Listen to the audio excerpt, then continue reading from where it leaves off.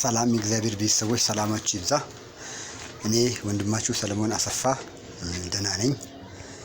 ዛሬም ሶስተኛ ክፍል ስላሴ በሚል መንገድ ላይ ወይም ስላሴ በሚል በስተት አስተምሮ ላይ ወይም ስላሴ እግዚአብሔር ነው በሚሉ የሐሰተኛ መምህራን፣ የሐሰተኛ ነቢያት፣ የሐሰተኛ በዓለም ላይ ያሉ አስተማሪዎች፣ ቴዎሎጂ ቤቶች፣ ትምህርት ቤቶች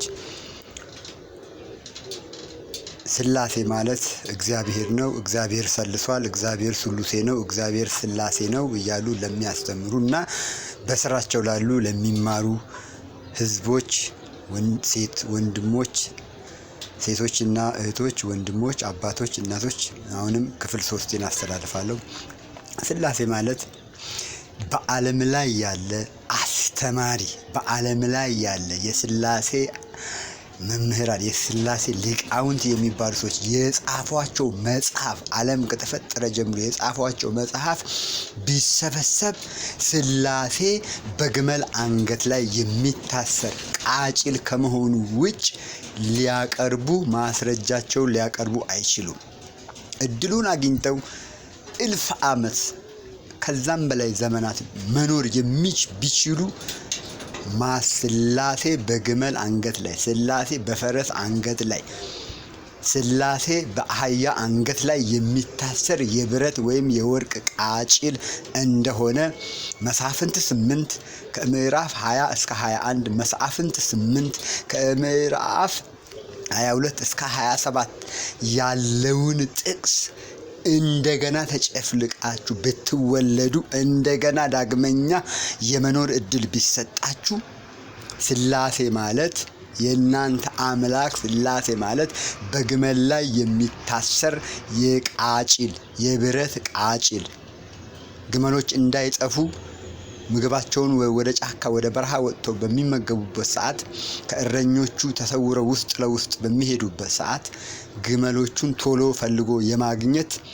እድሉ እንዲኖር በአንገት ላይ የሚታሰር ጌጣጌጥ በብረት የተሰራ፣ በነሐስ የተሰራ፣ በወርቅ የተሰራ፣ በተለያዩ ነገሮች የተሰሩ አንገት ላይ ቃጭል ድምፅ ማሰሚያ የተሰራ ቃጭል ላለመሆኑ ስላሴ የሚለው ሌላ ማስረጃ ልታቀርቡ አትችሉም። እናንተን ነው አሁን ህዝብ እያመለከ ያለው። እናንተ የምትሉትን ትምህርት ነው ህዝብ እየተቀበለ ያለው። ስላሴ ማለት መቼም ዓለም እንደገና ጠፍቶ ዓለም እንደገና ቢመሰረት የሚወለድ የስላሴ እምነት ተከታይ አስተማሪም ሆነ ሊቃውንት ወይም አባቶች ወይም እናቶች ወይ መምህራን ወይ ፓስተሮች ወይ ነቢያት ወይ ወንጌላውያን የሚባሉ ሁሉ ቢሰባሰቡ በዓለም ላይ አንድ ቦታ ላይ ቢሰባሰቡ በግመል አንገት ላይ ከታሰረው ቃጭል ውጭ ሌላ ስላሴን ሊያሳዩ አይችሉም። ሌላ እግዚአብሔር አለ፣ እግዚአብሔር ስላሴ ነው፣ እግዚአብሔር ሱሉስ ነው፣ እግዚአብሔር ሰልሷል፣ እግዚአብሔር ሱሉሴዎች ነው ብለው የሚሉት ትምህርት ከመሳፍንት 8 20 ጀምሮ እስከ 27 ያለውን ማፍረስ የሚችል መሻር የሚችል አንድ አስተማሪ የለም። ስለዚህ በእነዚህ ስር ያላችሁ ምእመን ወደ አንዱ ቤተክርስቲያን፣ ሐዋርያት ወደ አስተማሯት ቤተክርስቲያን፣ ነቢያት ወደ አስተማሯት ቤተክርስቲያን፣ ነቢያት ወደ ገለጡት መልአኮች ሁሉ የመሰከሩላት ቤተክርስቲያን ወደ አንዷ ቤተክርስቲያን ኤፌሶን 4 ከ1 እስከ 6 ወይም እስከ 10 ያለውን ምዕራፍ አንብቡ። አንድ ጥምቀት አለ፣ አንድ ቤተክርስቲያን አለ፣ አንድ ጌታ አለ፣ አንድ አባት አለ፣ አንድ አካል አለ ይላል እንጂ ስላሴዎች፣ ሱሉሴዎች፣ የሰለሱ አምላኮች አሉ አይልም መጽሐፍ ቅዱስ። ይሁዳ መልእክት ቁጥር 25 ላይ ብቻውን ያለውን አንዱን ይክዳሉ አለ። ስለዚህ ከነዚህ ከሱሉሴዎች አምላኮች፣ ከስላሴዎች አምላኮች፣ ከሰለሱ ከሚባሉ አምላኮች የአምልኮት ስርዓት የግድ ራሳችሁን ልታድኑ ያስፈልጋችኋል። ስላሴ ማለት አምላክ አይደለም። በግመል አንገት ስር የሚንጠለጥለውን እያመለካችሁ ነው። በአህያና በፈረስ አንገት ስር የሚታሰረውን ቃጭል እያመለካችሁ ያላችሁ ሰዎች አላችሁ። ስለዚህ ከዚህ እስራት፣ ከዚህ ከአጋንንታዊ ከጣዖት አምልኮት ልትወጡ ያስፈልጋቸዋል። ስለዚህ በክፍል 3 ይህንን ትምህርት ደግሜ እላለሁ። በጣም ብዙ ስላሴን በተመለከተ እግዚአብሔር ፈቅዶልኝ ሌላ እንኳን እንደገና ተወልጄ ብነሳም ሰብኬ የማልጨርሰው በስላሴ ዙሪያ ላይ ብዙ መጽሐፍ ቅዱሳዊ ትምህርቶች አሉኝ፣ ቃሉን ብቻ በመግለጥ። ስለዚህ ከነዚህ ከዘይት ነጋዴዎች ውጡ፣ አምልጡ።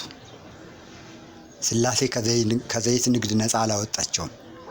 ስላሴ ከሐሰተኛ ነቢይነት አላወጣቸውም። ስላሴ ከልባቸው እየፈጠሩ ሰዎችን ከማሳሳት አላወጣቸውም። ስለዚህ እነሱን ያላወጣቸው እንዴት ትከተሏቸዋላችሁ? ውጡ፣ ተለዩ። እግዚአብሔር ተለዩ ብሏል። የቀደመችዋን መንገድ ፈልጉ ብሏል።